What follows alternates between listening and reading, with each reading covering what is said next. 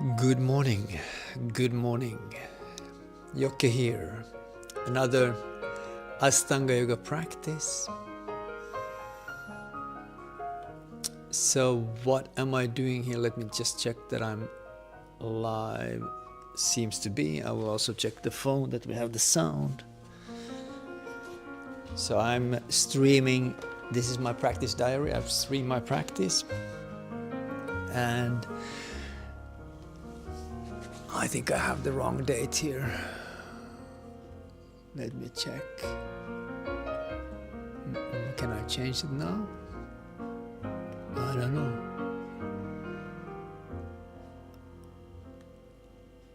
This stream can be accessed again from the managed list. Extend will not end the stream if you, okay. Yes. So I hope you can still see and hear. I will check here. Yeah. I think it's okay.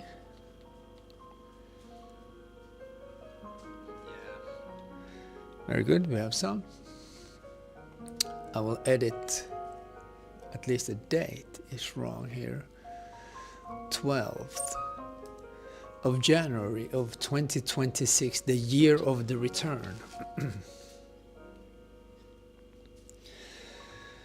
So,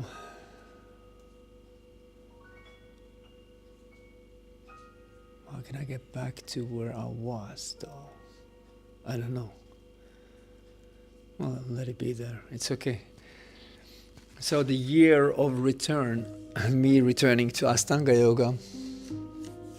And the goal is in the end of the year to go to Lino's workshop in Kovalam.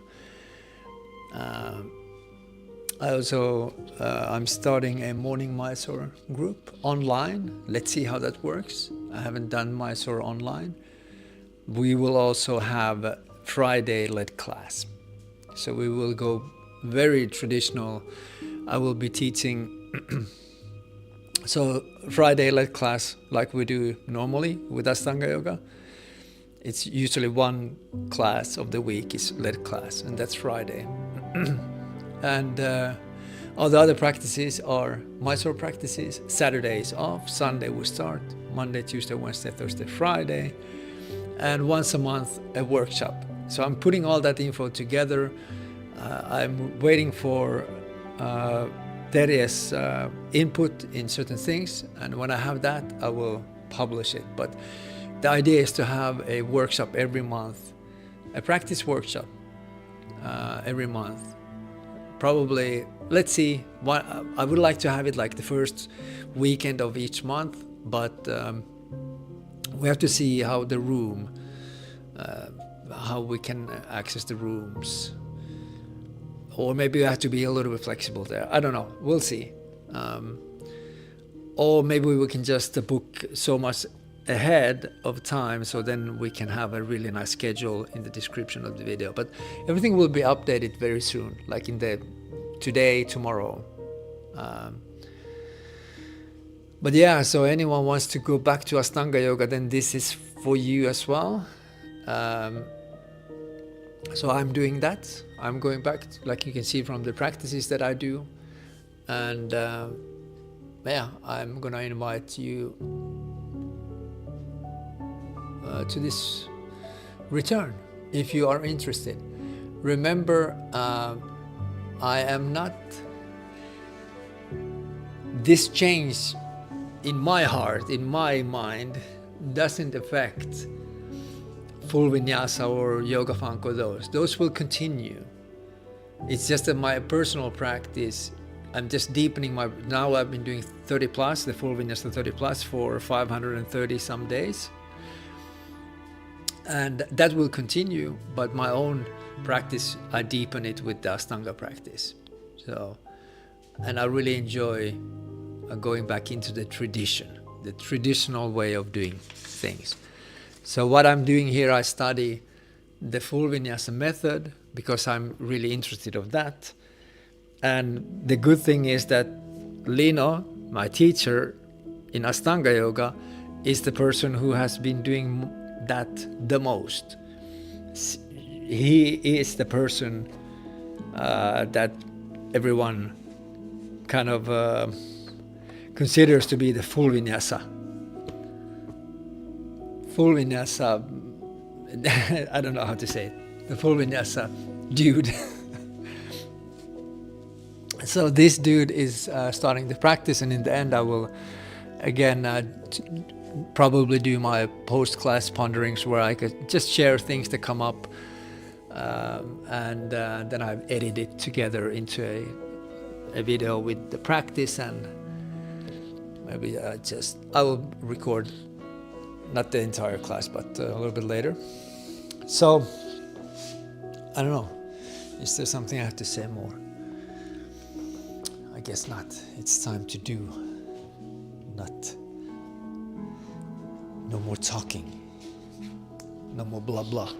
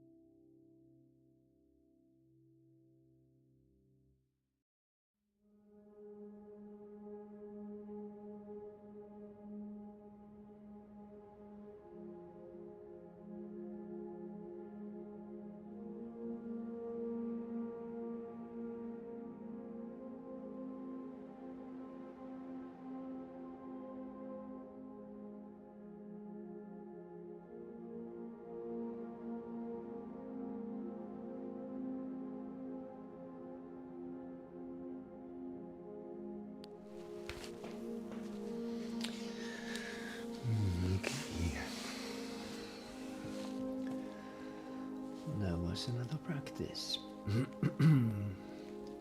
Can we hear the microphone? Sorry. Let me get that sound down a little bit. No, again, I have to do it from here.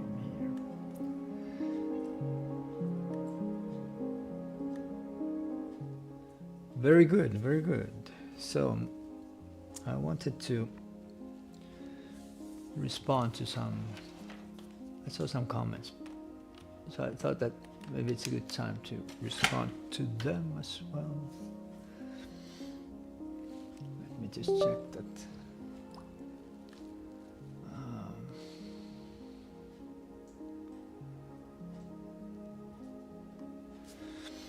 I want to show you my screen, but okay, there. So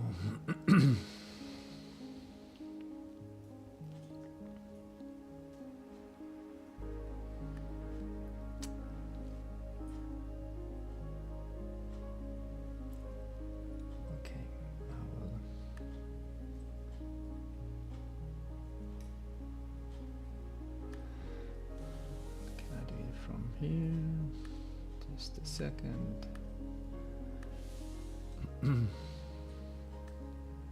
Yeah. So I guess I can just do this.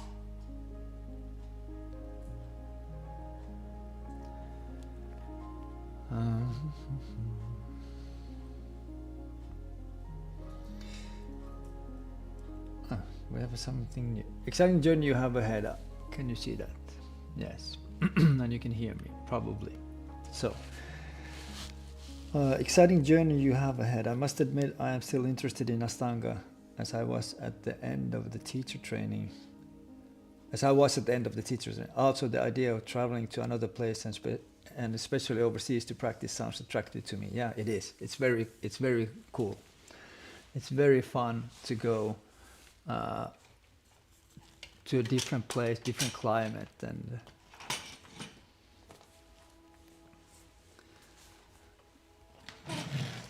it's especially when we practice here in the cold climate. It's very different when you're in India, when you actually stay warm. You stay warm all the time, so the practice becomes very different. I don't know what the year has for me or whether my body can handle the practice, but I am open to the idea and at the very least of joining some of the workshops in person. I miss that already from the teacher training in autumn. Yeah, definitely. Joining workshops is when we practice. Well, we don't practice alone. We practice online with you, Petya, and but still, it is very different when we get together. We meet and in person. So workshops are amazing for that. And I have Terje has answered. I will after this, when I end this, I will talk with Terje. I have a plan for the workshops. I've done these workshops a lot back in the day, and I think I do 2-day workshop. I can start it like this. I have the thing ready, and it's a really it's good. It helps our practice a lot. So. This is the bad thing. I will. I don't know what I have in the screen here, so when I open it, I have to hide it because I don't want to show anything other than I was planning. So, where is it? This one? No, this one? Yes. So, Laura, dear Yogi, shout out from far away. I guess this is our Laura. You who know, you know. I listened to your thoughts and really appreciate you pointing out the simultaneity of things. For many people, there is only but, whereas you know, you now went back to the foundation and emphasizing the validity of the 30 plus practice. Both valid at the same time. Yes. Yeah, so it's just, for me, the Ashtanga practice is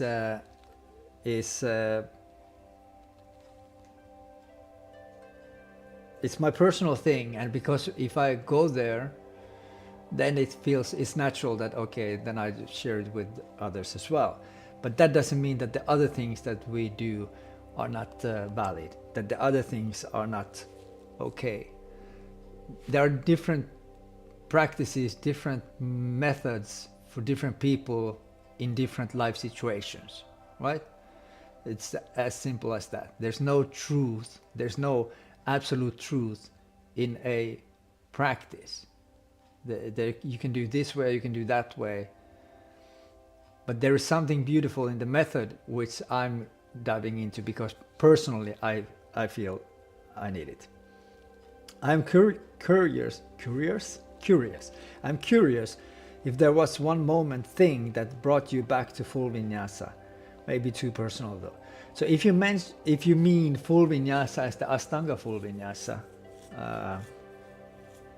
I guess I don't remember what I was saying in the video, but if I comment why or if there was one moment or thing that brought me back to Ashtanga full vinyasa, I guess it's just something that has kind of built inside, and remember I've said many times that certain choices start to affect, like the practice of full vinyasa 30 plus every day starts to affect other things in your life, right? It starts to go into other things, and then for me, one thing that has happened now lately that I can recognize is that I feel that let me hide that now.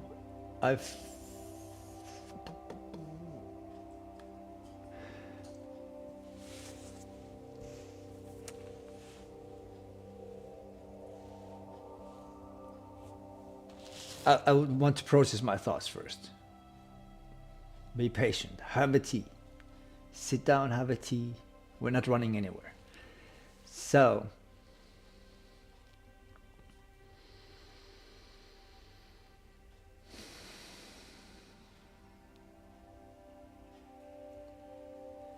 for me, what happened or is happening is that I feel I want to dedicate myself more to the practice.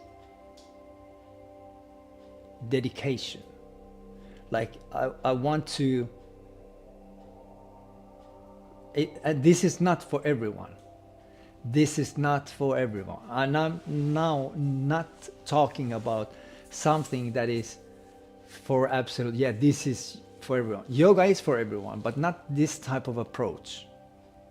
So for me, it's like I want to dive deeper into it because I've seen myself being there. I've been there before.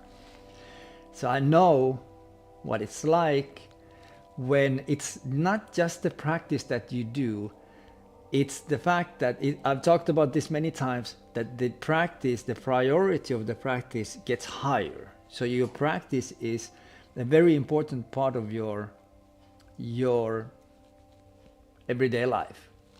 The priority of the practice is greater or higher, or however you want to say it. It's more important.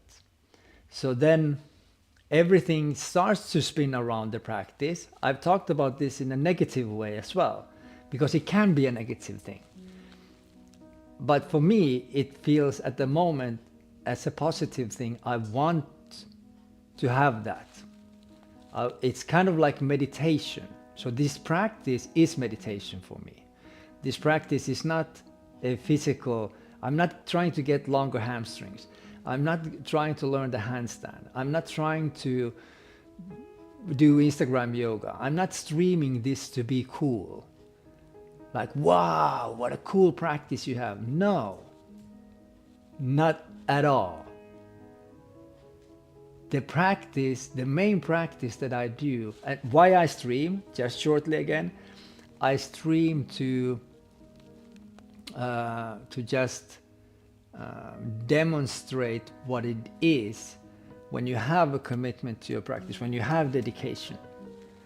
So it's just showing to other young teachers or those who want to become teachers what it means.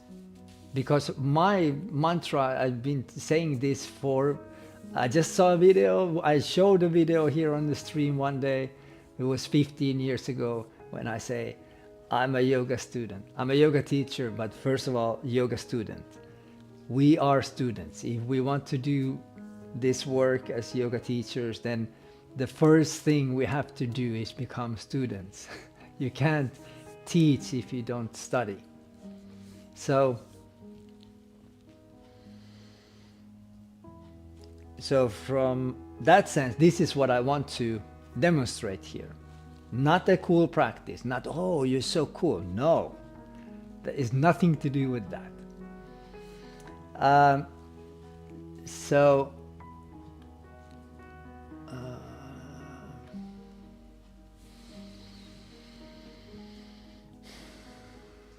for me, it's meditation.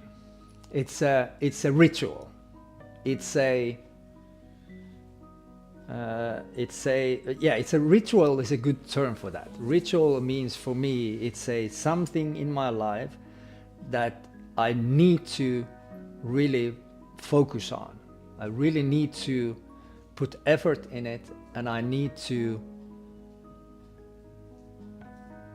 make better choices for it to be possible. To be able to practice 2 hours every day requires that you sleep, requires that you eat good food, requires many different things. A lot of sauna.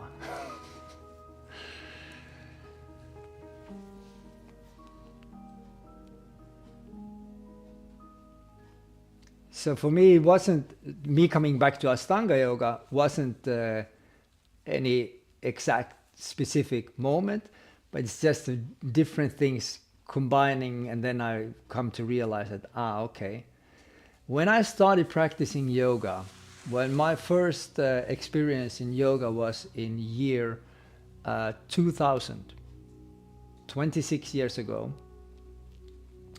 I went to a Ashtanga yoga workshop. It was already before that when I was looking into different martial arts. I was thinking of, okay, should I start, because I've done martial arts when I was younger, when I was a kid. I've done jiu-jitsu, not the Brazilian, but the Japanese version. And I was looking, so as a young adult, or an adult, but very young from my perspective now, I was looking for something that has some meaning. Like there must be something that in my life that has more meaning than just, work and just do physical exercise and, eat food and multiply. There must be some meaning. So I was looking for that meaning. I didn't even know it back then. But when I found yoga, then I was like, suddenly I found yoga and I didn't look for martial arts anymore. And I was like, this is the method I want to do. And that gave me some kind of a deeper meaning. It started a process or processes that led me into study myself, to try to understand myself from the different levels, either the physical or the mental or the emotional or the spiritual level. Like, who is this dude? And that is so me as a yogi, it's more about those things than physical. But that's not the only way of doing yoga, because I've talked about the 30 plus, that it's a great practice to be able to stay functional as we grow older. That's very important. So that's more physical, or physical and mental, maybe even emotional. But it's more about, okay, I'm just gonna take care of this vessel, and I'm gonna take care of my mind, and I'm gonna become healthier and do all of that. When I talk about this, it's not really about that anymore. It's more about the deeper questions, deeper aspects of life.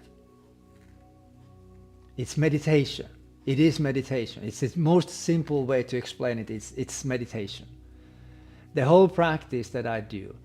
So like today, some part of the practice was very good in that sense, that I was very like on that dristi, breath, the focus, the locks, the movement, the vinyasa system. But then at some point I noticed myself, I was like losing it a little bit. And that's okay, but that is where I like, okay, let's come back to the actual practice of meditation. So inhale, exhale, this one breath.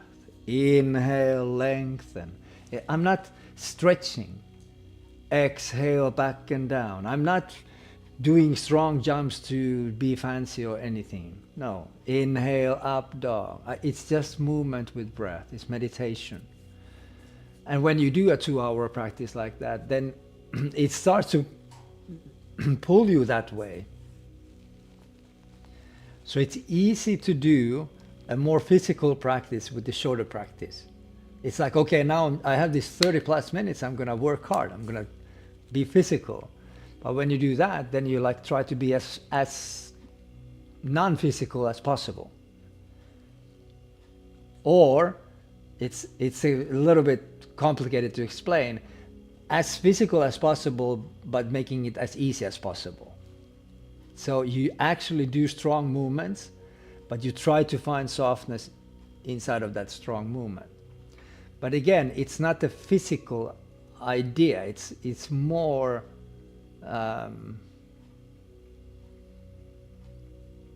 awareness practice, meditation. So when you do Bhuyabhidasana, when you're on your hands, going around here and going down, trying to do that strong movement with the breath, with the mind that is soft, with face being soft, not like, ooh, I'm gonna do this. Have fun, get fit, never quit. It's not that mentality at all. So this does not go together with that.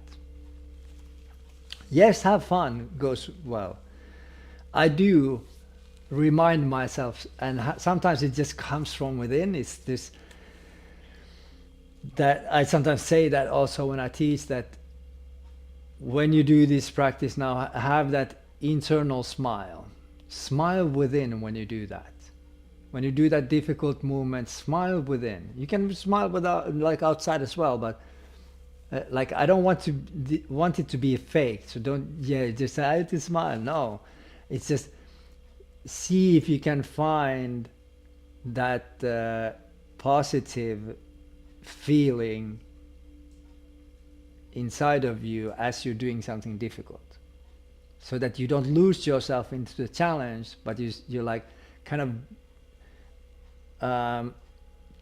separate yourself from the challenge and enjoy the process and just smile within.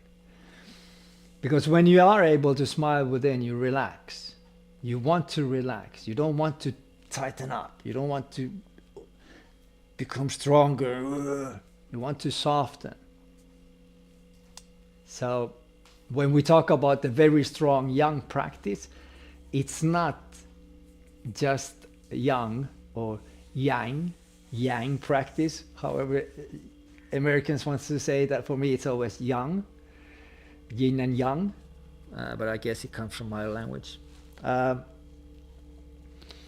It's not that strong. Like, it is very strong, but at the same time, we want to find softness. We want to do it softly, as soft as possible, at the same time as we're doing a strong handstand, blah, blah, blah, whatever. So to answer your question, there was no one thing. It was, it just was creeping in. Me realizing that, okay, this is what I miss. I miss the commitment. Not the commitment, but the kind of dedication, going deeper. So is there anything else? Let me see.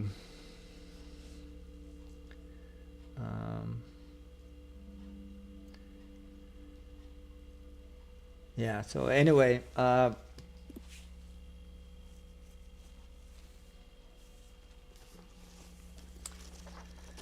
so in December we go to India. Petya will take you with me, and everyone else who wants to join. Let's start the Mysore group.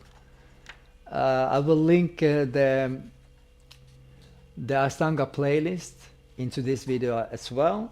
Start with that. Learn the sun salutations, learn the locks, the breath, the blah blah blah. It's all there. The playlist that I will link below, it has always 2 videos of one topic. So the first topic is the breath and sun salutations.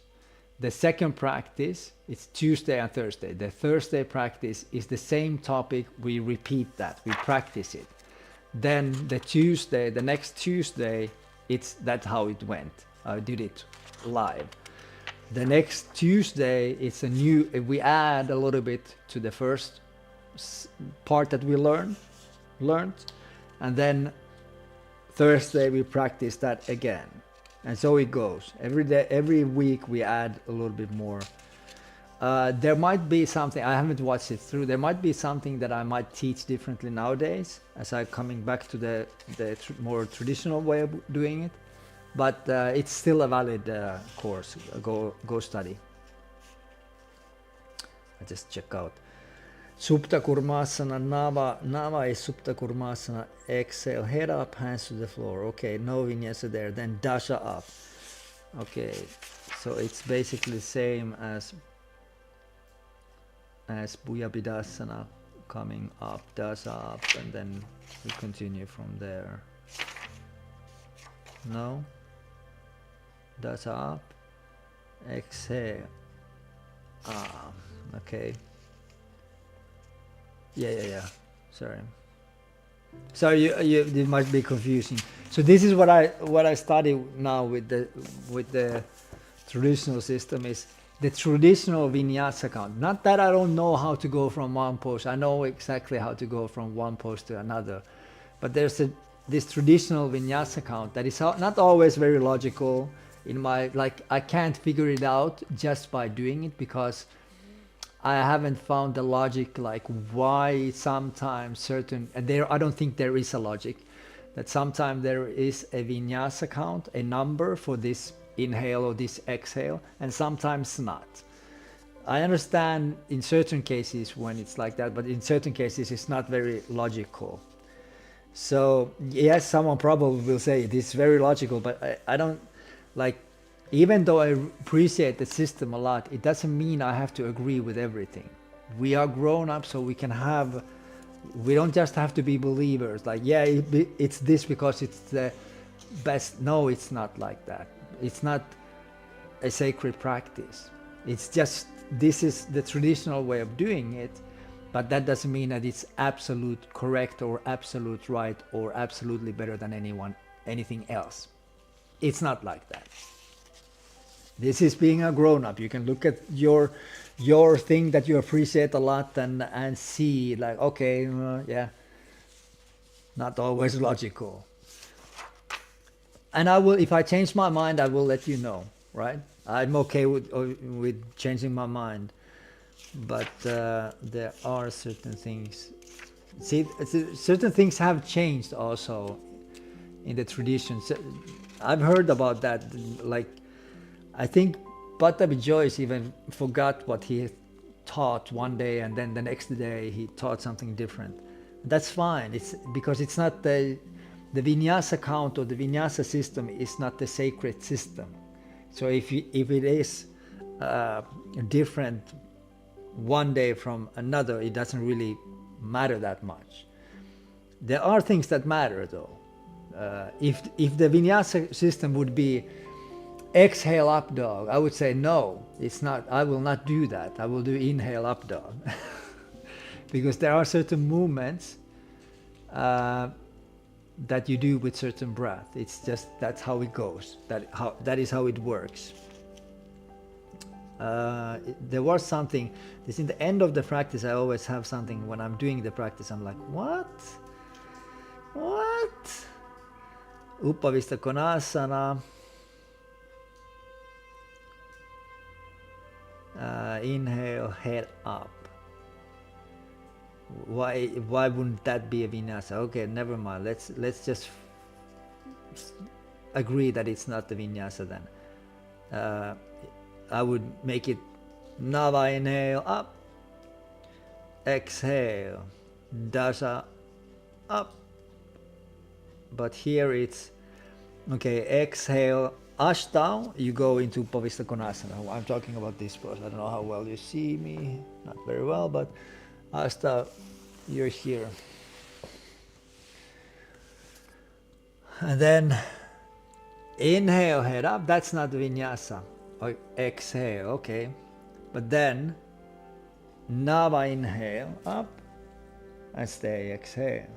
And then inhale.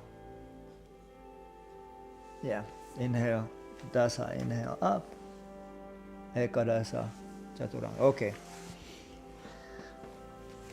So now I see that logic, okay. Let's see if I remember that tomorrow when I practice. What else was there? I will do that in my own time.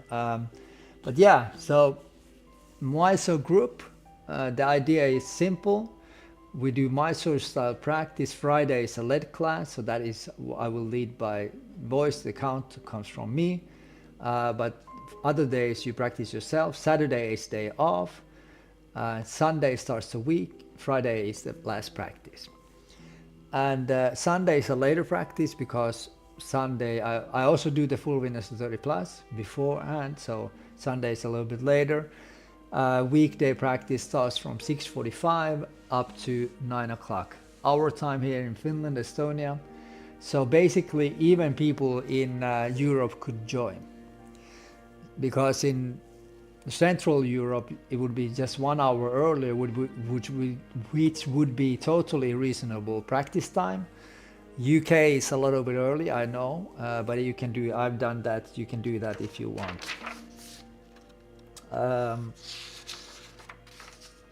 Once a month, we will have a we will have a workshop in Tallinn, at least at the moment. If we start to have students in Finland, then we can do also here, for instance. But quarterly workshops will be also here. If you join the Morning Mysore group, you will have a great discount from the workshops that we do. I can't tell the prices yet because we haven't landed that. I have to talk with Terje, and then I will give you the prices for the group and the workshops and the bundle price, like having the Morning Mysore group and the workshops in one package. Even greater price for that. But yeah, every month we have a workshop, Saturday and Sunday, and that will include work with the lungs, breath, asana. I have a plan. I can remember it from my mind. but it is basically so that we would have, I will confirm this with Tere, but we could have so that Saturday morning, then we have a lunch break, we can go eat somewhere, everyone eats, buys the lunch, so we will not offer lunch, but we can have lunch together, and then after the lunch we will have some kind of a session, question and answer, or a lecture type of thing where we can share something with Terje that we want to share, and then we will then after that do playground practice, and then after that we will have a late class. Sunday we could start in the morning, have something, and then I have it planned but I can't remember it. Then we have a lunch break again, and then in the afternoon same thing, a little bit of a discussion theory, and then some practice and a guided relaxation. So a lot of things that I've planned to do there, and it will be amazing. It will be a really cool thing to come back to that, because I haven't done a lot of that lately. We used to do these workshops all the time, so it's fun to come back to that as well. And now the topic mainly is going to be Ashtanga, but I will certainly use my tools, and we can have fun with those, like Null Vinyasa for instance. Null Vinyasa or Yin Yoga we will also do in the workshops. We'll probably end the workshop with that. But anyway, I think this has been very long already, so let me end this, and let's keep practicing. Tomorrow morning we have a stream again at 6 o'clock. Remember, 5:30 we do Kumbhaka Pranayama. It's one of the tools from Ashtanga Yoga that is traditionally done within the Ashtangis. So join that as well. It's a great tool. Great tool. So anyway, that's all for now. Maybe I add some clip from India again. I don't know. If I find, I'll look for it. I will add a clip from India. Bye bye. Hold on. First, before I end, let me just check. Okay, nothing in the live chat. Okay, very good. Then I will end it.